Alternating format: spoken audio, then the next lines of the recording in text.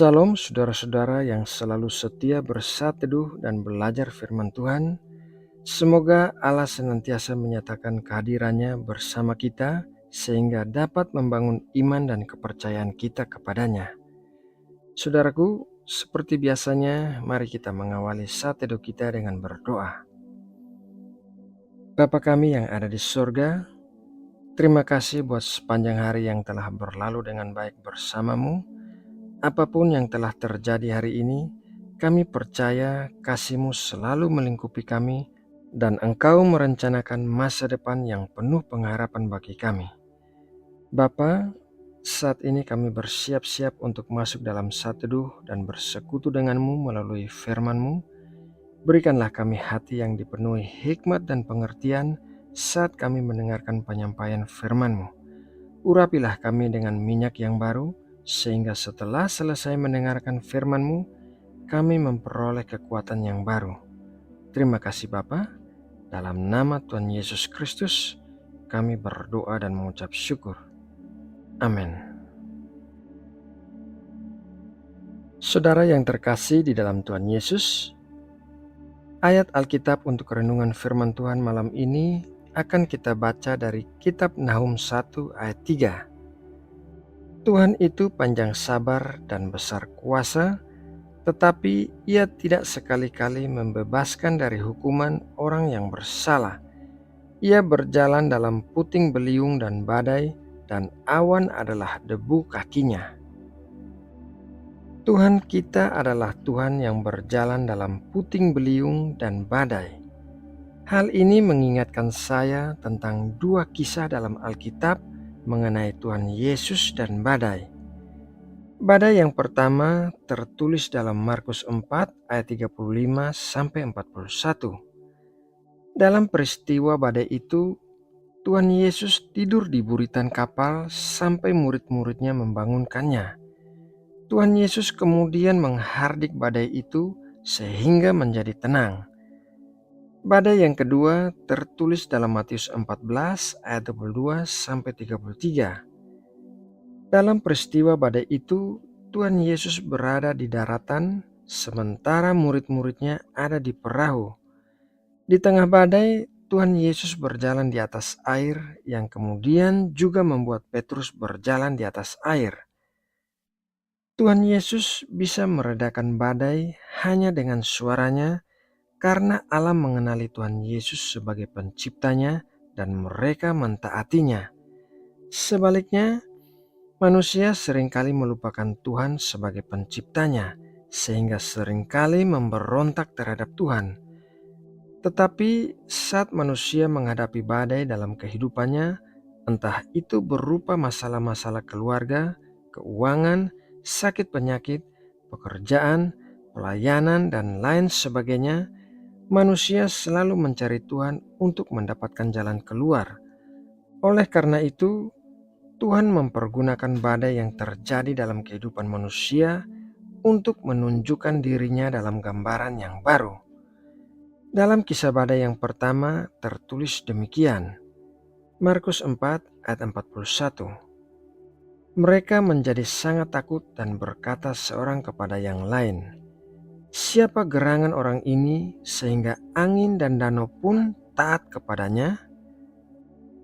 Murid-murid yang merupakan para nelayan profesional ketakutan terhadap badai yang melanda mereka.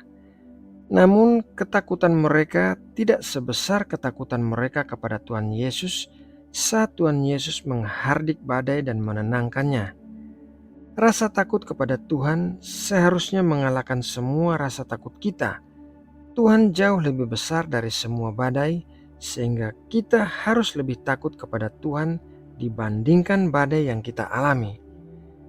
Dalam kisah badai yang kedua tertulis demikian. Matius 14 ayat 33. Dan orang-orang yang ada di perahu menyembah Dia, katanya, "Sesungguhnya Engkau anak Allah." Setelah peristiwa Tuhan Yesus berjalan di atas air, Petrus berjalan di atas air dan badai diredakan, maka murid-murid memiliki pengertian baru tentang Tuhan Yesus sebagai anak Allah. Tidak ada penjelasan yang masuk akal tentang mujizat-mujizat yang dilakukan oleh Tuhan Yesus kecuali bahwa Dia adalah Anak Allah. Tanpa adanya badai dalam kehidupan manusia, manusia tidak merasakan kebutuhan akan Tuhan dan tidak mencari Tuhan. Itulah sebabnya kenyamanan hidup merupakan musuh bagi iman.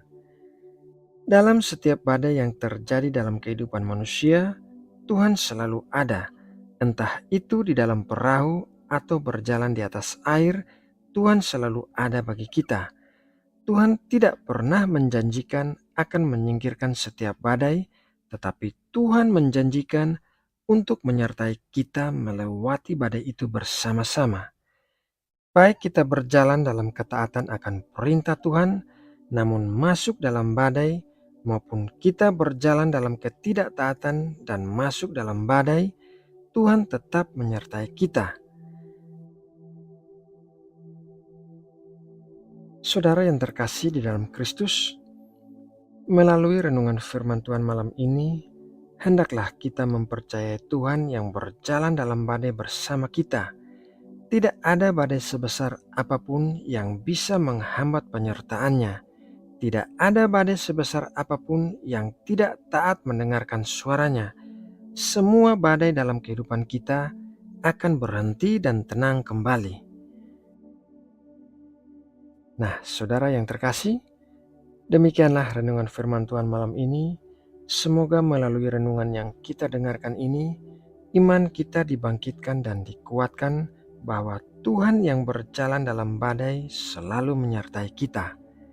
Mari kita berdoa untuk menutup renungan ini. Ya Tuhan Allah kami, Allah yang Maha Kudus, Allah yang kami sembah di dalam nama Tuhan Yesus Kristus, kami mengucap syukur atas kesempatan untuk bisa mendengarkan firman-Mu malam ini.